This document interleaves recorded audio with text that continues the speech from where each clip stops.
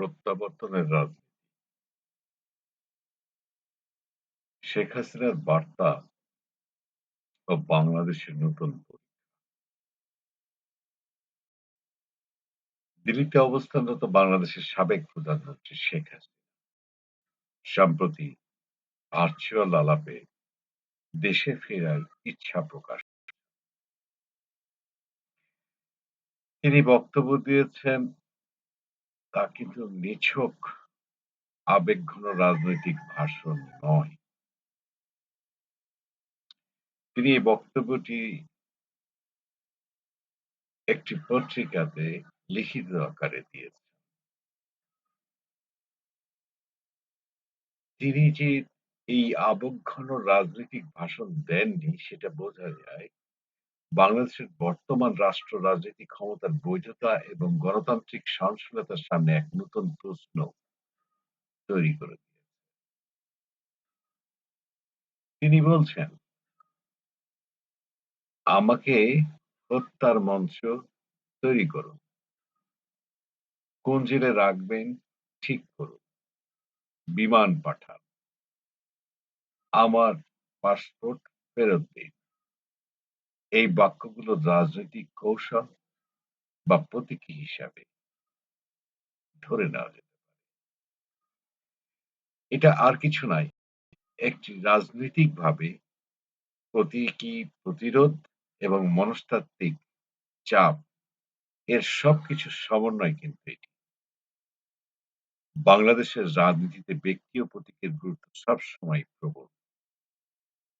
শেখ হাসিনা শুধু একটি রাজনৈতিক দলের নেতা নন, তিনি স্বাধীনতা পরবর্তী বাংলাদেশের সবচেয়ে দীর্ঘ সময় ক্ষমতায় থাকা সবচেয়ে প্রভাবশালী রাজনৈতিক ব্যক্তিদের একজন। ফলে তার প্রত্যাবর্তন প্রশ্নটি কেবল একজন সাবেক প্রধানমন্ত্রী দেশে ফেরা নয়, বরং রাষ্ট্রের রাজনৈতিক সহনশীলতা, ভবিষ্যৎ গঠনতান্ত্রিক কাঠামোর একটি বড় পরীক্ষা। এই বক্তব্যের মাধ্যমে তিনি মূলত বর্তমান সরকারকে ২ ধরনের চ্যালেঞ্জ ছুড়ে দিয়েছেন। প্রথমটা হচ্ছে রাজনৈতিক চ্যালেঞ্জ। সরকার কি তাকে ফিরতে দিয়ে রাজনৈতিক প্রতিদ্বন্দ্বিতার মুখোমুখি হওয়ার সাহস দেখাবে? দ্বিতীয়ত, নৈতিক চ্যালেঞ্জ, একজন সাবেক প্রধানমন্ত্রী কি দেশে নিরাপদে ফিরে আইনি প্রক্রিয়ার মুখোমুখি হওয়ার অধিকার রাখেন না? যদি সরকার তাকে দেশে ফিরতে বাধা দেয়, তাহলে বিরোধীরা একটি রাজনৈতিক ভয়, প্রতিহিংসা হিসেবে তুলে ধরবে।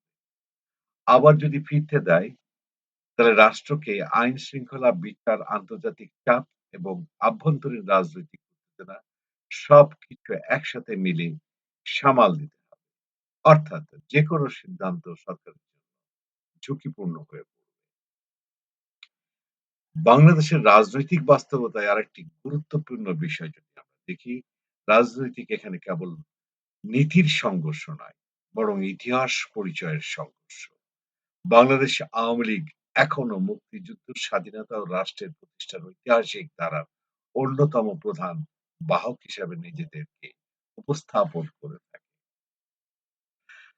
অন্যদিকে তাদের বিরোধীরা দীর্ঘদিন ধরে দলটিকে কর্তৃত্ববাদ, একদলীয় আধিপত্য এবং রাজনৈতিক দমন-পীড়নের প্রতীক হিসেবে তুলে ধরেছিল।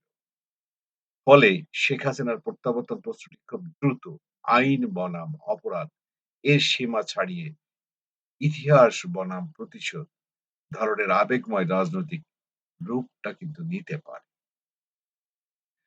সবচেয়ে গুরুত্বপূর্ণ বিষয় হলো তাকে ঘিরে রাষ্ট্র কি আচরণ, সেটি ভবিষ্যতের বাংলাদেশের রাজনৈতিক সংস্কৃতির মানদণ্ড কি হয়ে উঠতে পারে? কারণ গণতন্ত্রের প্রকৃত শক্তি কেবল ক্ষমতায় থাকার মধ্যে নয়, বরং সবচেয়ে শক্তিশালী রাজনৈতিক প্রতিপক্ষকে আইনের অধীনে নিরাপদ রাজনৈতিক পরিসর দিতে পারার মধ্যে। আমরা একটু যদি আরেকটু দেখি, দক্ষিণ এশিয়ার রাজনীতিতে বহুবার আমরা কিন্তু এটা দেখেছি অতীতের ইতিহাসে। রাজনৈতিক প্রতিহিংসা স্বল্প মেয়াদে বিজয় এনে দিলেও দীর্ঘমেয়াদে রাষ্ট্রকে আরো বিভক্ত করেছে। পাকিস্তান, শ্রীলঙ্কা কিংবা নেপালের অভিজ্ঞতা দেখা যায় যে রাজনীতি সহ অবস্থান হারায় তখন রাষ্ট্র ধীরে, ধীরে অনিশ্চয়তা, অবিশ্বাস এবং প্রতিহিংসার চক্রে আটকে পড়েছে। আজ বাংলাদেশ সেই সংবেদনশীল সন্ধিক্ষণে দাঁড়িয়ে আছে। একথা ঠিক। শেখ হাসিনার দেশে ফেরা হবে কিনা সেটা হয়তো সময় বলে দেবে। কিন্তু তার এই বক্তব্য ইতিমধ্যে একটি বড় প্রশ্নের উত্থাপন করেছে। বাংলাদেশ কি রাজনৈতিক প্রতিদ্বন্দ্বিতাকে গণতান্ত্রিক সহনশীলতার মধ্যে মোকাবেলা করবে? নাকি প্রতিপক্ষ নির্মূলের সংস্কৃতির দিকে আরো এগিয়ে যাবে? এই প্রশ্নের উত্তর হয়তো আগামী বাংলাদেশের রাজনৈতিক চরিত্রে নির্ধারণ করবে। একথা ঠিক। আমরা কোন জায়গায় দাঁড়াবো এবং কোন অবস্থাতে আমাদের রাজনৈতিক পরিস্থিতিটা দাঁড়াবে। গণতান্ত্রিক প্রক্রিয়ায় রাজনীতিতে যে বিষয়টি আসে সেটি হলো পরিষ্কার সকলের অংশগ্রহণ, সকলের রায়।